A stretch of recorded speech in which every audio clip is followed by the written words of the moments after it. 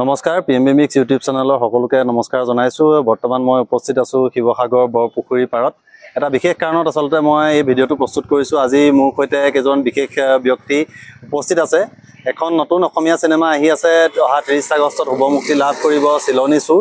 আৰু সেই বিষয়ে দুআষাৰ ক'বৰ কাৰণে মোৰ সৈতে উপস্থিত আছে অসমৰ ভাওনা জগতৰ এজন বিশিষ্ট শিল্পী ভাৱৰীয়া আমাৰ শ্ৰদ্ধাৰ দীপেন্দা আজি মোৰ সৈতে উপস্থিত আছে। গতিকে দীপেন্দাক মই চিনেমাখনৰ বিষয়ে কেনেকৈ কি প্ৰস্তুতি চলিছে, কোনে নিৰ্মাণ কৰিছে, সকলোবিলাক জনাবৰ কাৰণে অনুৰোধ জনাম। দীপেন্দা, আপোনাক স্বাগতম জনাইছোঁ।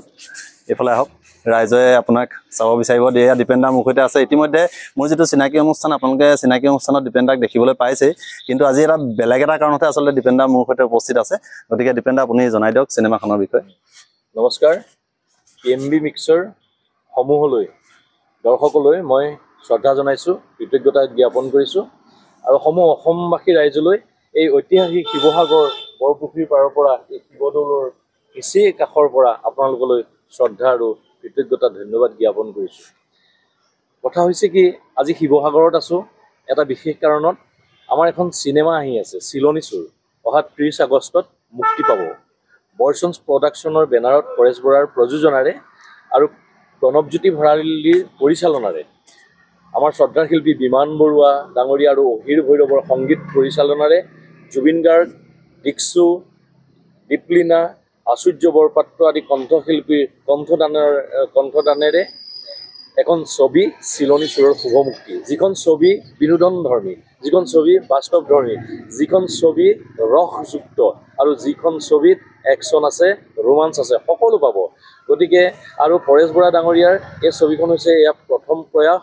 অৰুণ হাজৰিকা ডাঙৰীয়া, দেৱানন্দ শইকীয়া ডাঙৰীয়া, নীল তামুলী, জ্যোতিষ্মান শৰ্মা, মানালী আদি বৰ দক্ষতা থকা শিল্পীয়ে অভিনয় কৰিবলগীয়া নপুৰণি এই ছবিখন আপোনালোক অসমবাসী ৰাইজে আদৰি ল'ব বুলি মই বৰচন্স প্ৰডাকশ্যনৰ তৰফৰ পৰা আৰু মোৰ তৰফৰ পৰা মই আশা কৰিলোঁ। আৰু সমূহলৈ মোৰ তৰফৰ পৰা বৰচন্স প্ৰডাকশ্যনৰ তৰফৰ পৰা পুনৰ কৃতজ্ঞতা আৰু ধন্যবাদ জ্ঞাপন কৰিছোঁ। হয়, এইখিনিতে মই এটা কথা সুধিম, কিমানটা ছবিগৃহত ছবিখন মুক্তি লাভ কৰিব অসমৰ প্ৰায়বিলাক চিত্ৰগৃহতে ছবিখনৰ মুক্তি লাভ কৰিব। আৰু তাৰোপৰি বাংগালোৰ আৰু হায়দৰাবাদত আৰু ছবিখন মুক্তি দিয়া অসমৰ বাহিৰৰ ৰাজ্যত। বিশেষকৈ পৰেশ বৰা ডাঙৰীয়া 22 বছৰ ধৰি বাংগালোৰতে আছে কৰ্মৰত হৈ, কিন্তু তেওঁ আজিলৈকে অসমীয়া কৃষ্টি সংস্কৃতি তাত 22 বছৰ থাকিও পাহৰি যোৱা নাই।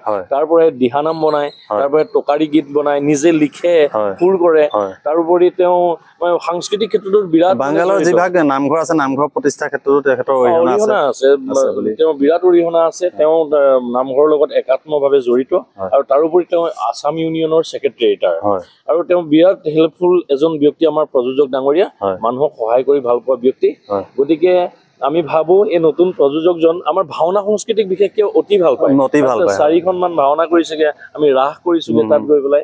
গতিকে তেখেতৰ যদি আমি চিনেমাখন চাওঁ, তেখেতে আৰু উৎসাহ পাব, উদ্দীপনা পাব আমাৰ চলচ্চিত্ৰ জগতলৈ। আৰু নতুন এতিয়া মানে অসমীয়া চিনেমাক লৈ নতুনকে যিটো জোৱাৰ আহিছে, সেই জোৱাৰত হাত উজান দিছে আমাৰ ৰাইজে। সকলোৱে গৈ এতিয়া শেহতীয়াকৈ যি পিখাচ আৰু আমাৰ যিখন বিদুৰ ভাই, ৰাইজে যথেষ্ট আঁকোৱালি লৈছে। আৰু এইখন চিনেমাও নিশ্চয় ৰাইজে আঁকোৱালি ল'ব।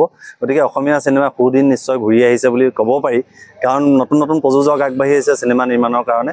গতিকে এই ক্ষেত্ৰত আপুনি কি ক'ব, অসমীয়া চিনেমাৰ সুদিন ঘূৰি আহিছে বুলি ক'ব পাৰি? আহিছে, অসমীয়া চিনেমাৰ সুদিন নিশ্চয় ঘূৰি আহিছে। অসমীয়া চিনেমাৰ দুৰৱস্থা হৈছিলে মাজতে, কিন্তু জুবিন গাৰ্গ ডাঙৰীয়াই আঁত ধৰি পেলাই অসমীয়া চলচ্চিত্ৰ উদ্যোগটো পুনৰ উজ্জীৱিত কৰিছে। আৰু বৰ্তমান প্ৰায়বিলাক চিনেমাই দৰ্শকে আঁকোৱালি লৈছে, মাত্ৰ 1-2খন চিনেমাৰ বাদে। গতিকে আমি আশা কৰিম এজন প্ৰযোজক, যিজনে প্ৰথম চিনেমাখন প্ৰযোজনা নিৰ্মাণ কৰিছে।